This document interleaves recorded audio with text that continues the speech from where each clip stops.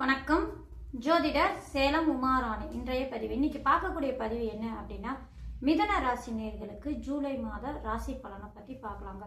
இப்போ மிதன ராசியில பிறந்தவங்களுக்கு இந்த ஜூலை மாதம் எப்படி இருக்கும், இந்த ஜூலை மாதமாவது ஒரு நிம்மதி கொடுக்குமா, இந்த ஜூலை மாதத்துலயாவது நான் பணம் கஷ்டத்துல இருந்து மீண்டு வருவேனா, என்ன வேலையில இடமாற்றம் கிடைக்குமா அப்படின்னு எத்தனையோ பேர் யோசிச்சுட்டு இருப்பீங்க இல்லைங்களா? எத்தனையோ பேர் கவலையும் பட்டுட்டு இருப்பீங்க. இந்த மாதிரி இருக்கக்கூடியவங்களுக்கு இப்போ இந்த ஜூலை மாதமாக விடிவு காலம் உண்டா அப்படின்னா, கிரக நிலைகள் எப்படி இருக்கு, அந்த கிரக நிலைகள் உங்களுக்கு எந்த மாதிரி அமைப்புல நல்ல பலன்கள் தரக்கூடிய அமைப்பெல்லாம் இருக்கா அப்படின்னு தெளிவாக இந்த பதிவில் பார்க்கலாங்க.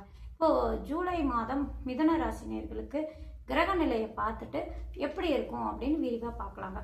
இப்போ ஜூலை மாதத்துல பாருங்க, கோச்சாரத்துல கிரக நிலைகள் அப்படின்னு எடுத்துட்டானா உங்களுடைய ராசிக்கு 12ஆம் இடம், அதாவது ரிஷப ராசியில செவ்வாய் பகவானும், மிதுன ராசியில் சூரிய பகவானும், கடக ராசியில் குரு பகவான், புதன் பகவான், சுக்கிர பகவான், சிம்ம ராசியில் கேது பகவான், தனுசு ராசியில் சந்திர பகவான் இந்த மாதம் தன்னுடைய பயணத்தை தொடங்கக்கூடிய அமைப்பு. தனுசு ராசியில இருந்து ஜூலை மாதம் சந்திர பகவான் துவங்கக்கூடிய அமைப்பாகும்.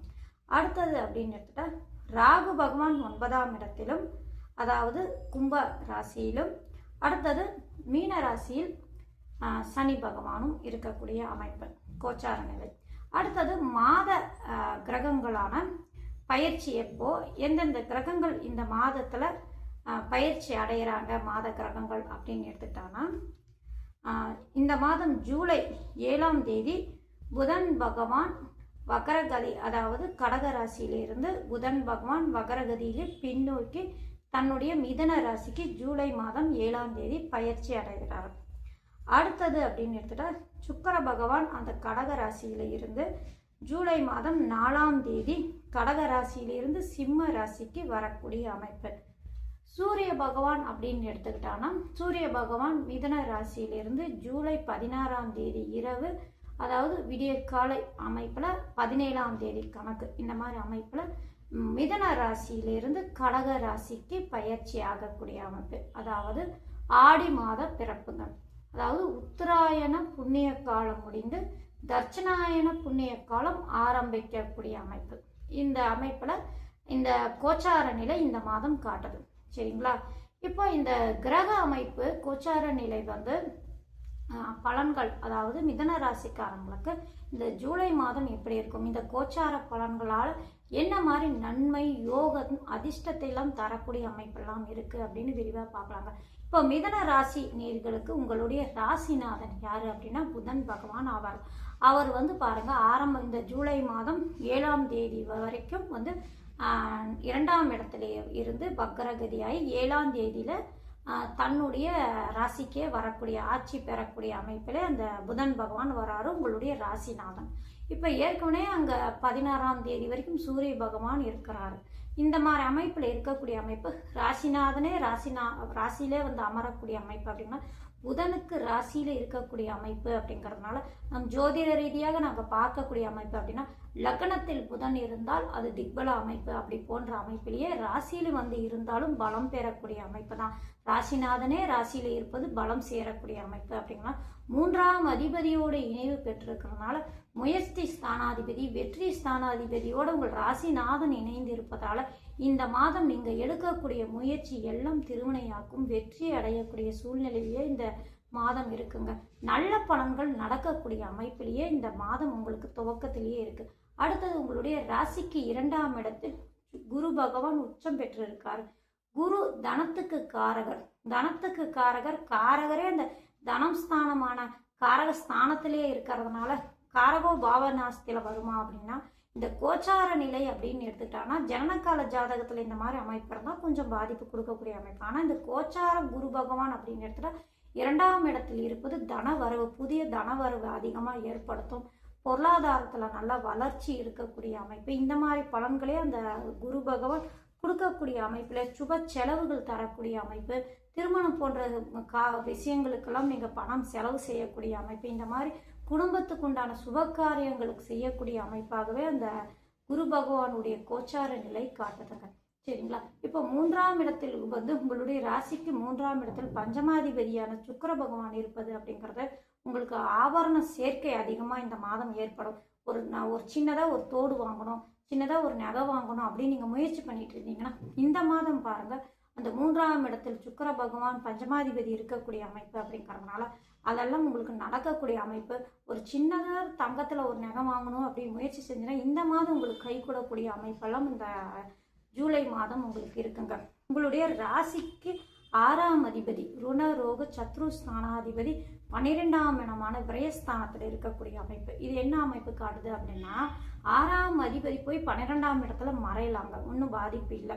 ஏன்னா உங்களுடைய ராசிநாதனுக்கு பகை கிரகம், அந்த பகை கிரகம் போய் மறைந்திருப்பது சிறப்பு. ஆனால் அந்த 6ஆம் இடத்தையே பார்க்குறாரே, அதனால பாதிப்பு கொடுக்குமா அப்படின்னா அந்த ஸ்தானத்தை வலுப்படுத்துறாங்க.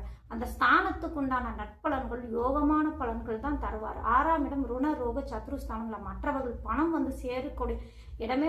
மற்றவங்க பணத்தை உங்களுக்கு வந்து சேரணும்னா அந்த 6ஆம் இடம் எப்படி இருக்கு அப்படின்னு பார்ப்போம். அந்த 6ஆம் இடத்த அதிபதி 6ஆம் இடத்தை பார்க்கணும், மற்றவங்க பணம் உங்களுக்கு வந்து கைக்கு வந்து சேரக்கூடிய.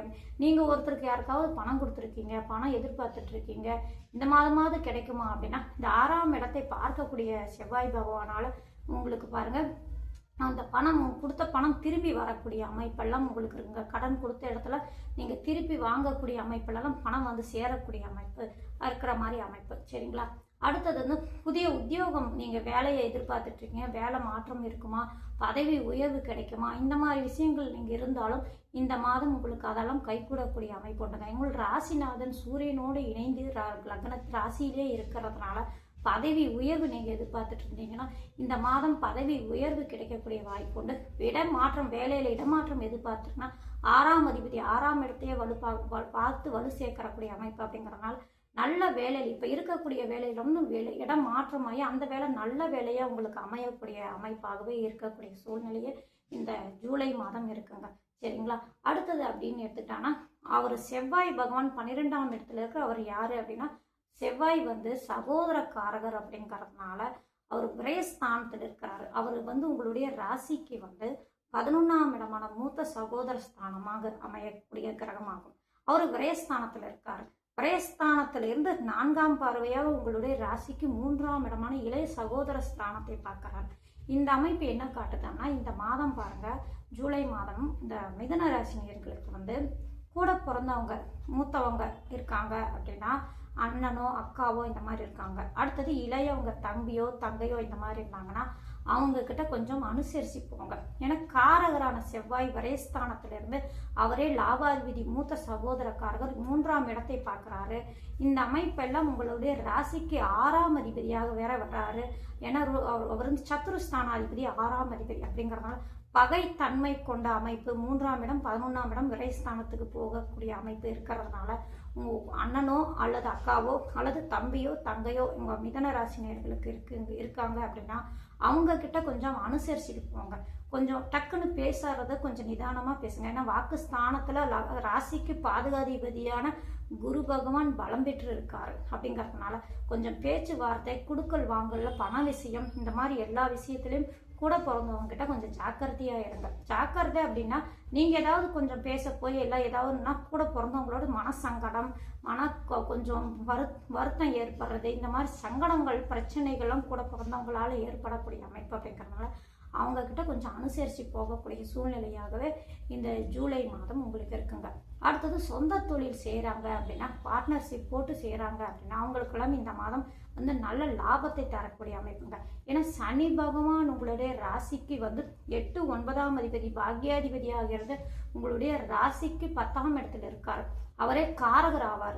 அதாவது சனி பகவான் யாரு அப்படின்னா தொழில் காரகர் அப்படிங்கிறதுனால 10ஆம் இடமான ஜீவனஸ்தானத்திலிருந்து அந்த ஜீவனஸ்தானாதிபதி 2ஆம் இடத்துல அமர்ந்து உச்சம் பெற்று 10ஆம் இடத்தை பார்க்கக்கூடிய அமைப்பு. 7ஆம் அதிபதியும் அவரே அப்படிங்கிறதுனால பார்ட்னர்ஷிப் கொடுக்கக்கூடிய அமைப்பு 7ஆம் இடம் அப்படிங்கிறதுனால அவர் உச்சம் பெற்று 10ஆம் இடத்தை பார்க்கக்கூடிய இந்த கிரக நிலை என்ன சொல்லுது அப்படின்னா சொந்த தொழில் செஞ்சிட்டு இருக்கீங்க, பார்ட்னர் போட்டு செஞ்சிட்டு இருக்கீங்கன்னா இந்த மாதம் பாருங்க இரட்டிப்பான லாபம் கொடுக்கக்கூடிய அமைப்பு, தொழில் வளர்ச்சி அடையக்கூடிய அமைப்பு, புதிய முயற்சி எடுக்கக்கூடிய அமைப்பு, அந்த புதிய முயற்சியால் வெற்றி அடையக்கூடிய அமைப்பு, இந்த மாதிரி சூழ்நிலையெல்லாம் மிதன ராசி நேயர்களுக்கு இருக்குங்க. இந்த ஜூலை மாதம் பொறுத்த வரைக்கும் மிதன ராசிக்கு நன்மையும் யோகத்தையும் அதிகமாக தரக்கூடிய அமைப்பாக இருக்குங்க. ஆனால் கூட பிறந்தவங்க கிட்ட மட்டும் கொஞ்சம் அனுசரித்து நடக்கக்கூடிய சூழ்நிலையாக. குடும்பம் அப்படின்னு எடுத்துட்டா குடும்பம் வளர்ச்சி நல்லாவே இருக்கும், பொருளாதார வளர்ச்சி நல்லாவே இருக்கும்.